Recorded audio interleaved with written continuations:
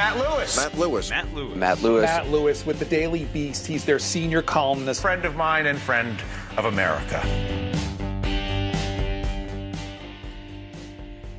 All right, everybody, welcome back to the podcast. It's great to have today's guest. She's a syndicated columnist, author, policy editor at thebulwark.com, host of the podcast Beg to Differ. Mona Charen, welcome to the news. Thanks, Matt. Delighted to be here with you. I was on your podcast many years ago when my book Too Dumb to Fail came out. It was a really good book. I enjoyed it tremendously. Thank you. You were, I appreciate it. You were a champion of that from the beginning. And when I say from the beginning, that was before Trump. Yes, it was. That was us calling out the problems that led to Trump. But it's great to have you here on the podcast. And I thought maybe we'll talk a little bit about current politics. And then I want to delve into your background because it's an awesome backstory and resume. But let's just start with where we are today. Obviously, Joe Biden was just sworn in as president this week. There is apparently going to be a Senate trial that could convict Donald Trump. How are you feeling about? Are you calm? Donald Trump hasn't tweeted in a while. Are you? How are you feeling? I would say yes, although the last 5 years, frankly, have been so disturbing and worrying about the long-term health of our country that I'm pleased, I'm relieved that this phase is over, the most acute phase, perhaps. But look, the what was revealed was some really deep brokenness in our society, and I've likened it to how did I feel about the inauguration of Joe Biden? Well, it felt like we had been in an airplane that had a mid-air emergency. It lost, say, one of its engines, right? And it only had two. And, they can land planes that only have one engine. But if you land the plane safely, everybody applauds and says, that's great. But they don't say, and that means that the plane is fine. Yes. No, it's not fine. The plane is still really, really broken. And so we have now before us a period where hopefully of rebuilding, hopefully of repair, but it's not time for complete relaxation and letting down our guard by any stretch. And I love how your analogy is also about airplanes, like the Flight 93. Yes. Analogy. Yours is a little different, but it's also about airplanes. So I want to talk a little bit, and we'll probably come back to current events as well at the end, but I want to talk a little bit about your career. And before I do, though, I mean, you have a history of being part of the conservative movement, as do I. And I just want to get your perspective on the question of whether, because there's some people like Stu Stevens who, in his book, he seems to be suggesting that the Republican Party there was always something bad in the Republic. It was more authoritarian or racist or whatever. But then there's a theory that's like, no, Trump, there's some new thing that changed around the time that Trump came on the scene. You were in the conservative movement before Trump. How do you feel about that question? It has been, look, I would be lying if I said I hadn't reevaluated things based on what we've seen in the last few years. Certainly, part of being in a movement is that you give the benefit of the doubt to people who share your broad perspective on the world, right? So if you're reading a report, say, on police violence against African Americans, and you're reading it from the point of view of somebody who writes for City Journal, which would have been, that's where I would have turned for authoritative views on this, right? In years past. You do have some question in your mind now when you turn to some of those same people, if in the last 5 years they've shown themselves to be willing to embrace really crazy and openly racist kinds of attitudes. And so, yes, it does have an effect on how I look back on my former colleagues and even some of my former views, because they were informed by people I trusted and I no longer trust to be giving straight analysis and not to be influenced by bad things, bias. But and of course you can never eliminate it entirely. It's always there, and that's one good reason to read both sides. But I do not say, I don't know, Stu Stevens, I don't know him. I didn't read his book. I gather, though, that he's a political consultant, and that's how he's made his money.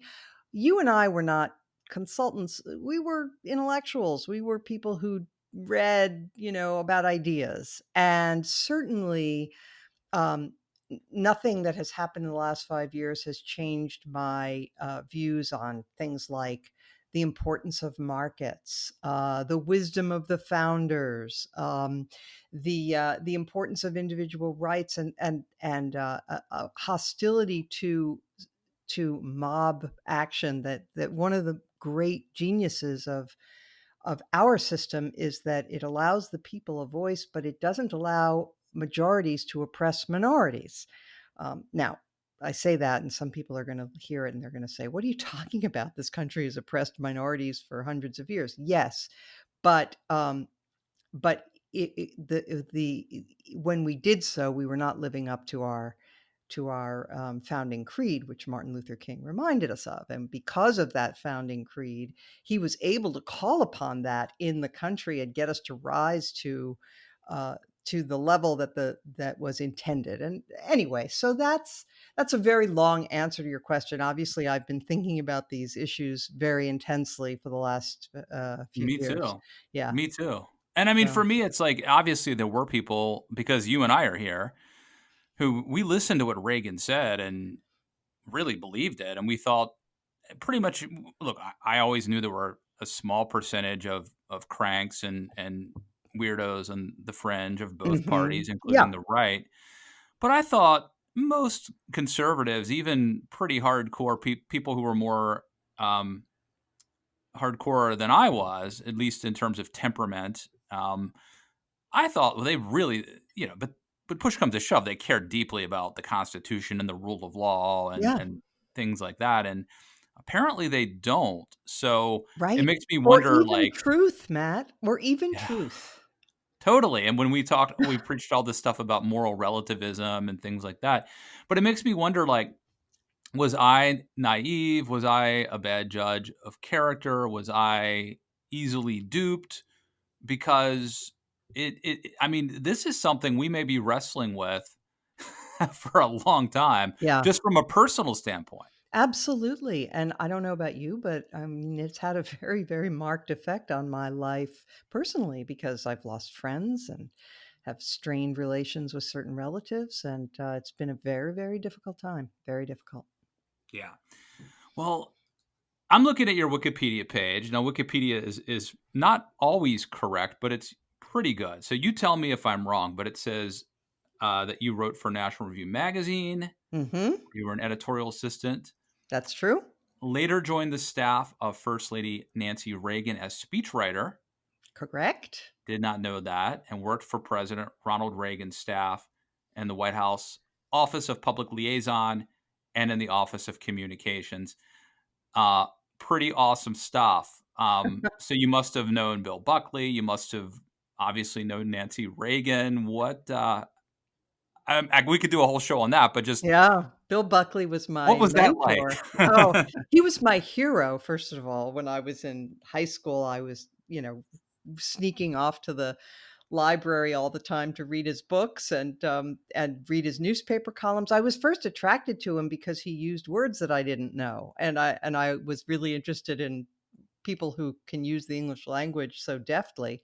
And but then, of course, when I began to read him, I was influenced, and I thought he was very witty and wonderful, and so I made it an ambition that when I got to college, I was going to try to meet him, and I did contrive it. So that's how I got hired at National Review magazine. That was my first job out of college, and And he was, Woody Allen. I actually wrote I wrote an obituary for Bill Buckley that was published in Washington Post when he died. And I started off by saying, that Woody Allen supposedly said it's better never to meet your heroes, right? Because they'll always disappoint you. And I say that emphatically that was not the case with Bill Buckley. He was a wonderful human being. I am so grateful to have known him, to have called him a friend. He did live up to his own standards. He didn't cheat on his wife. He didn't cheat on his taxes. He treated his employees with respect, and there was a joy in life and about the man that you just felt more intensely alive when you were in his presence.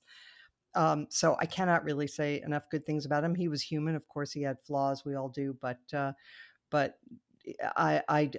he refutes that Woody Allen line. I mean, being a young conservative, I assume you were working in New York City Yes.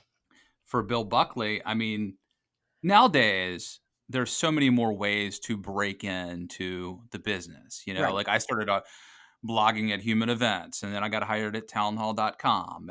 But those things didn't exist. I mean, Human Events did, but their Right. website didn't. Right. There weren't that many ways. National Review was kind of the only game in town. So that was a really elite, big deal to be working there, aside from the fact that you got to know Buckley. It really was. You're right. If you were a young conservative, that was it. And so, yes, I was, I got the brass ring. I was so thrilled. The person right before me in that job was Paul Gigot. Not the Wall Street Journal. Yeah, Wall Street Journal. Anyway, so yeah, it was an incredible experience. It was a wonderful learning opportunity. They helped my writing tremendously, and also I got to meet the incredible cast of characters who were there. Some of whom later went completely nuts, but at the time were not crazy, just a little eccentric. I'm Yeah, thinking of that's Joe Sobran, for example. yeah.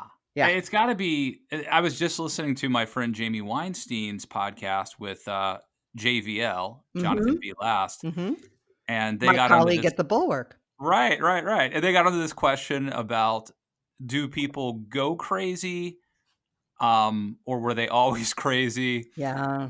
JVL suggested that alcohol or drugs play a big part of this. Age may also. Do you have any theories on that? So, this comes up a lot when those of us who are in the never Trump camp talk to one another about the people that we used to admire, like Rudy Giuliani or, many, right?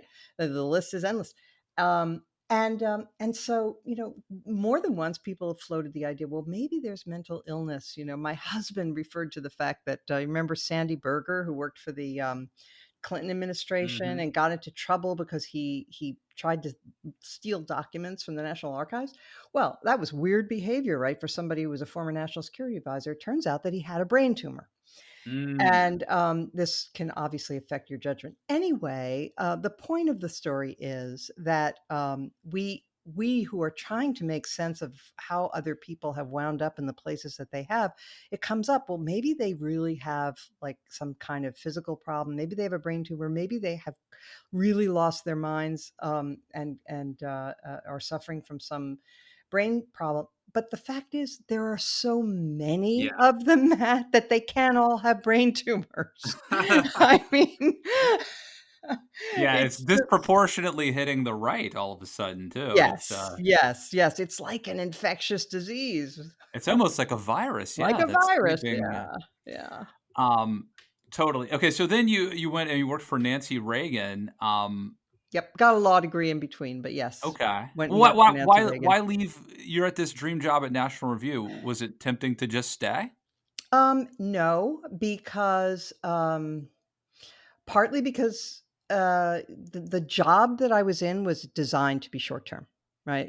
There are a number of people that cycled through that job over the years, and it was really sort of a training ground, and then you were expected to move on.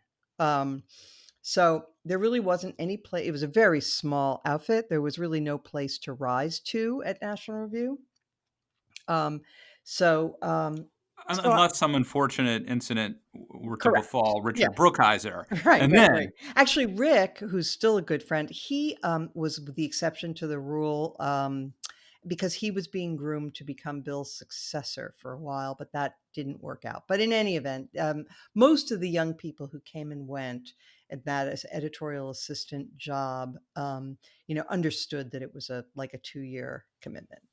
Um, and and I, did not want to, I didn't want to take a lowly position. I had big ambitions. Um, so I went and lived abroad for a little while because I knew I was young and single and kind of footloose and wouldn't probably have the opportunity to live abroad uh, for any length of time again, maybe for a very long time. So I did that, and then I went to law school. you went to work for the Reagans. Yes. And I mean, all the things that you did are just people that I so admire and things. This is like my fantasy, the people that you worked for. So what was that like working for the Reagans? Um, Well, since you ask, and I haven't thought about this in a very long time, but it was, as you can imagine, it was just thrilling beyond words. I went from, so I went to law school at George Washington Law School, which is on 20th Street near Pennsylvania Avenue. And in the space of a few months, I went from sitting in the law library studying the dullest possible stuff, because law school is mostly a drag, um, to moving 4 blocks down the street, working in the White House, and flying around the country with Nancy Reagan as her speechwriter on an Air Force plane. And I mean, it was all just so heady and so wonderful that it was really sort of pinch me. I can't believe this is real um, for most of the time that I was there. So that was incredible. I spent So 2 years. you mentioned Jago at National Review. Was there anybody that you were colleagues with in the Reagan uh, days that have gone on to that we would know? Oh, yeah, lots. Peter Robinson, Peggy Noonan. So you Oh, would see them just sort of on a Tuesday yeah, at oh, lunch or something. absolutely. Yeah, yeah. Well, the speechwriters all hung out, and so yeah, there was a lot of camaraderie. Ben Elliott, I don't know if you know that name. He went then. He didn't do more in journalism or public affairs. He became a corporate speechwriter, but he was the director of speechwriting for several years in the Reagan White House. Oh, lots of people. I don't know Mitch Daniels. Can't even think now, but lots and lots of people. Do you do you ever? I mean, you mentioned you haven't really thought of this for a while, but like these experiences must, when you think about them, they must just fill you with pride that you did these really just amazing things in your life. These experiences. I was incredibly fortunate. Things fell into place for me in a really lucky way, and I appreciated every minute of it. I think like when I give advice to young people, I try to stress that there are going to be plenty of times in your life when you are cast down, plenty. So don't fret about that. It happens to all of us, but do try, and this is something that I've done, which I think many people don't do enough, which is do relish the good times. Really relish it, soak it in, enjoy it, because boy, the bad times definitely will come no matter what. And some people just are so worried about what's the next thing that they don't even enjoy what has happened already or what they've achieved. And so it's important to relish the good fortune when you have it. Amen. You were a speechwriter for for Jack Kemp's Y- 1988 presidential bid. Yep. So 1988, a whole bunch of people run, right? Pat Robertson, Bob Dole, George H.W. Bush.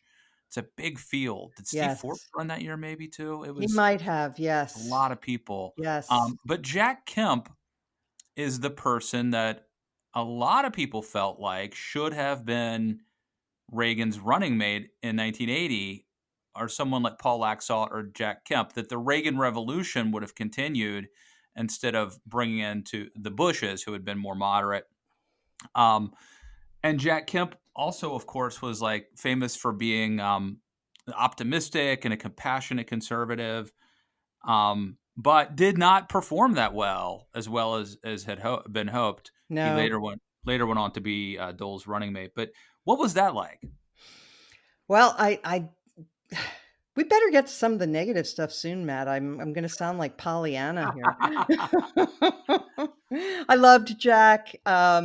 It was another really I great could friend. tell there were some controversies about Jack Kemp, though, All as right. we could talk about. Okay. Well, look, He was known to be a ladies' man. I We can could say that. say, okay, so there was a time when I was working for Jack, and he wanted to take me, again, young single female. He wanted to take me with him on a trip to somewhere. I don't remember where actually. And I remember there was a big fight between him and his chief of staff about this, because the chief of staff said it doesn't look good, don't do it, and Jack said it's fine. And they went back and forth. I did wind up going, and Jack was a perfect gentleman.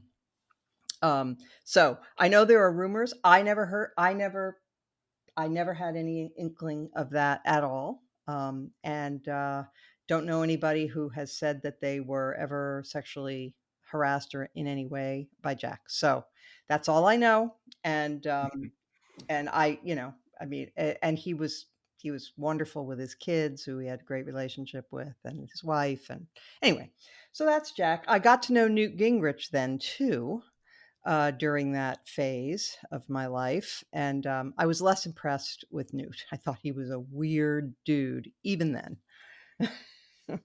Yes, also a known ladies' man, but we won't go into that. Yeah. But Newt and Kemp were both big ideas guys. I mean, and they were about solutions and ideas, and they were not. We tend to think now of Newt as being this like culture warrior, but he wasn't always necessarily that way. No, he seemed at least to be interested in something beyond power. He seemed to be interested in ideas. Maybe that was an illusion. I don't know. I know Jack genuinely was, and Jack, was a great believer. He was an enthusiast. Some of his proposals didn't work, as it turned out, but he had his heart in the right place, which is more than you could say for a lot of Republicans these days. Indeed. So I guess the last thing that I'm seeing here that I wanted to talk about, people won't appreciate the big deal this was.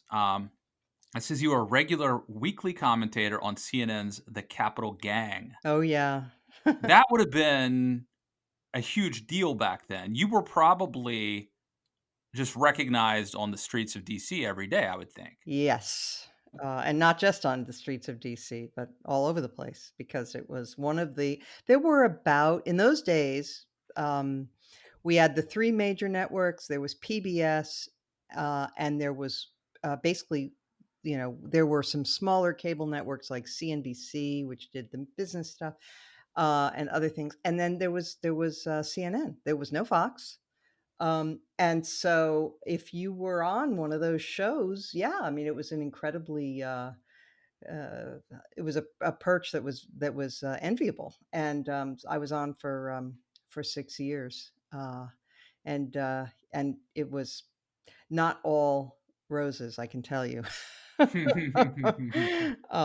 was not. Well, just because because you were defending the Republican position, and outnumbered, or was it because of internal politics? There was a lot of internal politics that was not pleasant, but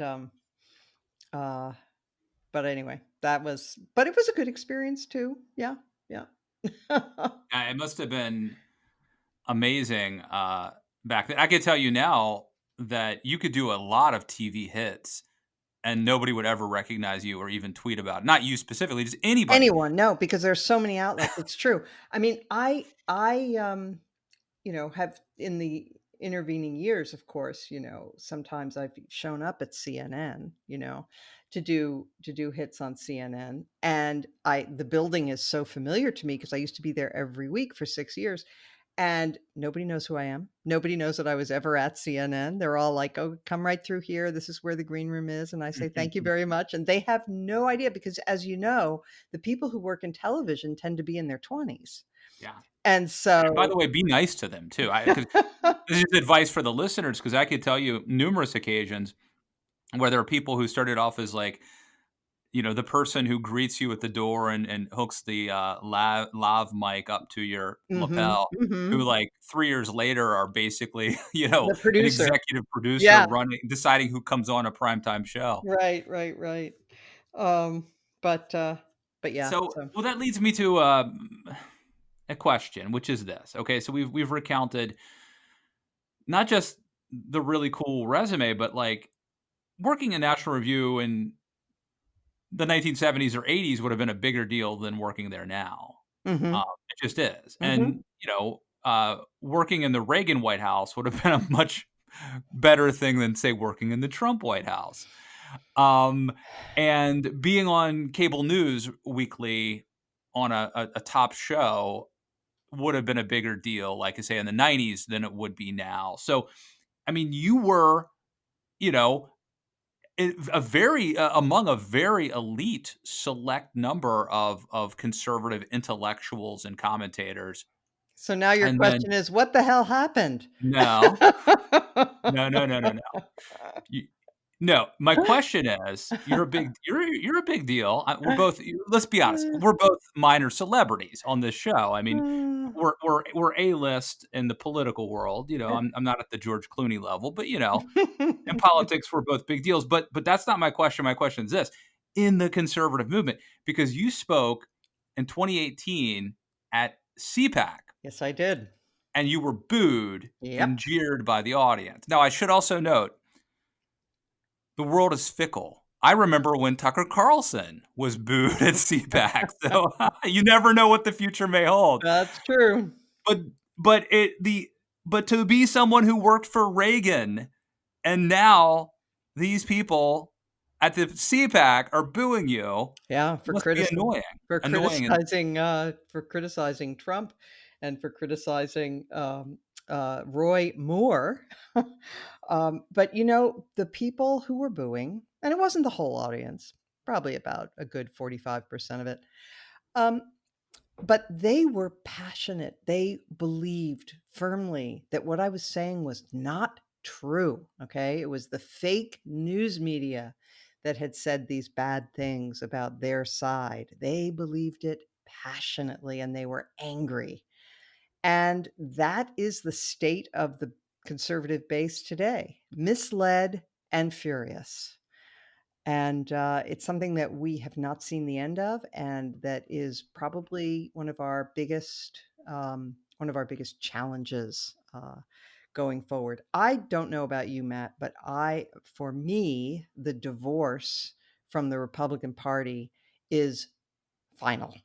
hmm. I am not going back to the Republican Party. I don't even think of myself any longer as a part of a conservative movement, which I did for most of my adult life, as you just detailed going into my history. But those terms have been so corrupted and so changed in their meaning that I don't want to be associated with them. Isn't that letting Trump win, though, in a way? Well, no, because you have to um, you have to recognize reality, which is one of the things his followers have trouble doing. Um, and the reality is that in the Republican Party, look at where we are with what is happening in the Republican Party even as we speak. Um, uh, Liz Cheney is they're attempting. There's a petition circling to have her removed from her leadership post in the party because of her support for impeachment. The guy Landvelgeveld or something, I can't remember his name, Aaron, but anyway, the fellow in the Michigan Board of Canvassers who refused to steal the election for Trump, he's being removed by the Republican Party. The GOP in Arizona is attempting to sanction Cindy McCain and also Doug Ducey, their governor, again for just doing well in Cindy McCain's case for supporting Biden, and in with absolutely no consideration for her life story, and in Ducey's case for doing the bare minimum that we expect of an elected official following the law. So that's the state of the Republican Party right now. You have 138 members who voted against democracy, who voted to throw out the results of the Electoral College. This party is a conspiracy against democracy at this point. And so it's not about Trump anymore. It's about what the party has allowed itself to become in his name. And therefore, I want no part of it.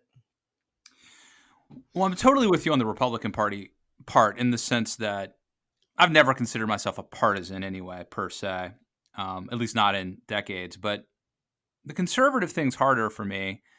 And I just like to talk a little bit, or have you talk a little bit about how hard this is. I don't know if people really appreciate, like, the conservative movement. If it wasn't for the conservative movement, I don't think I would be here. I'm sure I wouldn't. And there are people that I love in that movement, and it's part of my identity, and it's very deep, and it's very painful. And I don't think people fully appreciate it, and it must be the same way with you, I would assume. It was, and I went through real agonies in earlier on in the Trump era, in 2015 and 2016 and 2017, where it was like my heart was tearing in two, because it was a big part of my identity. It was a big part of what gave meaning to my career. Right? I'm not going to say to my life, because my family and other aspects of my life have always been more central to who I am than my career. But being a conservative was part of my self-definition as a career, as a journalist and as a public figure and whatever. And but I have had to reevaluate everything in light of changing circumstances. Mm-hmm. And one of the things that I'm actually grateful for, I'm in my 60s now, and I think if you go through your whole life and never have a moment where your brain, your mind is kind of forced to be pried open a bit more, then maybe you do get sort of hidebound and narrow, and you fail to use your imagination as you get a little older and to be a bit more open to other ways of viewing the world. And that could easily have been my fate had this all not happened. And so in a way, I'm grateful, because I now have a fresh eyes to look at certain issues in ways that I would not probably have done before, and recognize things that I might have missed before. And so I'm seeing it as a growth opportunity. We keep growing until we die, or at least we should. Yeah, and I think that's definitely true. And I don't want to belabor the point, but I just have to say, you were talking earlier about CNN, like physically going in that building, Mm-hmm. and and you know it so well, and I'm sure it brings back memories.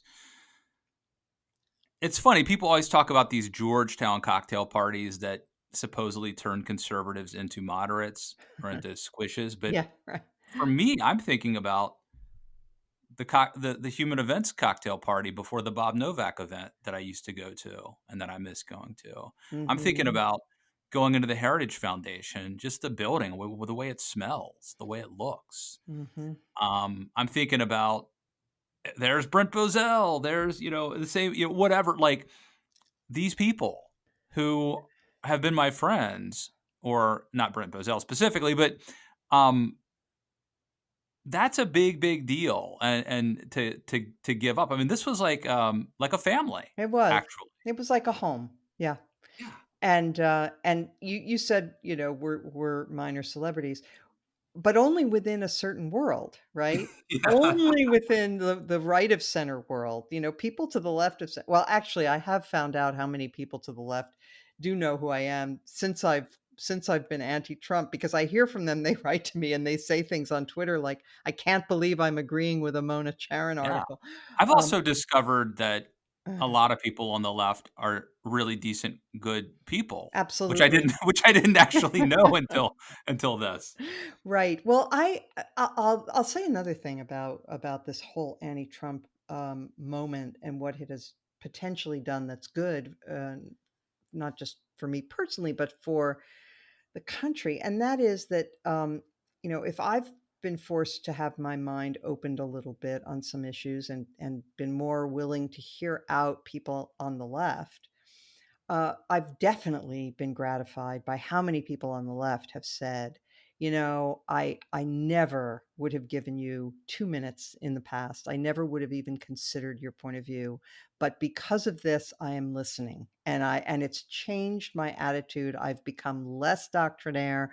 I'm willing to listen to smart conservatives, and that's tremendously gratifying. And maybe it's a small thing, but it's something. So you were when you would go on CNN, I assume you were cast as the I don't want to say token Republican, but Yeah. Yeah, yeah, absolutely. you were you know the McLaughlin group had Pat Buchanan. They Yeah. had Yeah. and so you were filling that role. And look, I think Yeah. that's an important role, Yeah. clearly. But what these shows want, I would imagine, is somebody to defend Trump or Trumpism, Right. and then a bunch of people will criticize Trump or Trumpism.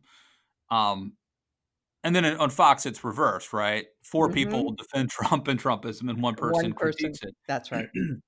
But what there's not a lot of room for is someone who's like a conservative who doesn't like Trump. That's correct. Um, so, and I know that's probably, excuse me, um, No, no it may problem. be surprising because you could still argue that the commentary world is overrepresented by quote unquote never Trumpers, but that's not going to probably last because they want. I mean, cable news, just like everybody else, wants a fight, right? And it has to be very clearly defined. There's not a lot of room for nuance.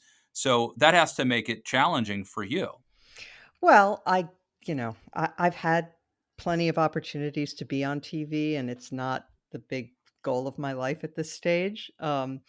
It's actually it's gotten a little easier during the lockdown because I don't have to get into a studio, but kind of find that I found it had diminishing returns. You can kill a half a day getting into the studio, waiting, getting made up, doing your 5 minutes and then leaving, and it kills half the day. And what have you gotten out of it? How many people are going to see it? A few thousand. It's not worth it. Now, if you're a regular on a regular show, that's different. Then you have a real audience. But just to do a quick hit on TV is not really my goal. And I know that in the world of punditry, it's kind of what people want. But again, some of the things that you just mentioned, Matt, are why I find it so unrewarding. I mean, the way they slot people in. I remember in 2016 during the primaries, I was rooting for Marco Rubio. I say ruefully now, Yeah, I in voted light of for Rubio yeah, in Virginia. in light of what he's become. But at the time, that was the guy. And I remember I was invited on to do a week's worth of shows on Anderson Cooper at one point that year, and they wanted me to say who I was supporting in the primary so that they could slot me in as a Rubio person. And I thought, but that's just ridiculous. I mean, I'm going to say things about him maybe that aren't so nice. I'm just going to give my views, right? I don't want to be pigeonholed as a Rubio supporter. And by the way, when Rubio didn't go any further, they stopped calling because they didn't need me anymore, which is fine. But the fact is, I didn't like being, plugged into that little slot either. But I found it very demeaning and limiting. And but that's the way TV does it. And Yeah, don't hate the player, hate the game. That's yeah, basically the model. yeah, You know what's not that way then, Mona? Podcasts. correct. And I don't get me wrong, I love cable news, and I love doing it, and I've been very blessed to get to do it. But the podcast medium is awesome. And, there's just no scenario where even if let's say I had my own TV show, we couldn't have had this discussion on it. That's true. We just couldn't have. That's right. That's right. No, it is. Podcasting is wonderful. And isn't it fascinating that there are podcasts out there that can run, 2 hours and people actually listen? More than that, the Joe Rogan does like 5-hour interviews with people. Does he and really? They get wow. Millions Incredible of listeners. It's amazing. We'll talk before I let you go, since it might be a great segue here for me to shamelessly promote people who want to support this kind of podcast can do so at patreon.com/Matt Lewis. But why don't you talk about your podcast and also Bulwark Plus? Sure. Thank you. My podcast is called Beg to Differ, and it is a panel podcast. We do it once a week. It's William Galston, who is at Brookings and writes for the Wall Street Journal. Damon Linker writes for The Week. Linda Chavez from the Niskanen Center, and me. We are the 4 regulars, and we have a guest every week. And we discuss the week's news. It is free. You can just go to any podcast platform and find Beg to Differ. Look up Mona Charen, Beg to Differ, because there may be other podcasts that have used that title. And we've been going now for about 1.5 years, I'd say. And it's got thousands upon tens of thousands of listeners. Our average, I think, is about 75,000 listeners, and it's increasing. That was a few months ago, actually, so it may be more by now. And it's great fun, and we enjoy it. Now, Bulwark Plus, so the bulwark.com is free also, so I encourage people to check that out. It's a right of center website that is anti-Trump and anti-crazy. We keep an eye on the Marjorie Taylor Greens of the world and the Lauren Bobberts and the Giulianis and so forth. But there's also really solid policy writing, again, mostly from a right of center point of view, but non-Trumpy. We also have Bulwark Plus, which I think it's $10 a month, something like that, which entitles you to a series of other podcasts that are only available by subscription. The Secret Podcast with Sarah Longwell and Jonathan B. Last, who earlier mentioned, which is fantastic. The Next Level, there's a Culture Podcast with Sunny Bunch. So there are all of these offerings. Plus, once a week, we have a Bulwark Plus web stream, live stream that we do in the evening for our paying members, and we talk, chat among ourselves, talk over the news of the week, and also take questions and comments from our viewers. It's all done on Zoom, and it's usually a lot of fun. Awesome, so, yeah. There you go. I'm a fan. I'm so glad. I'm so glad. of the the Bulwark does great work. And check out Beg to Differ, the podcast, and you could follow her at Mona Charen on Twitter. Mona Charen, thank you for coming on the news. Matt, it's been a pleasure. Thanks for having me. If you like this podcast, rate and review it on iTunes. Follow Matt on Twitter at Matt K. Lewis. Thank you for listening to Matt Lewis and the News.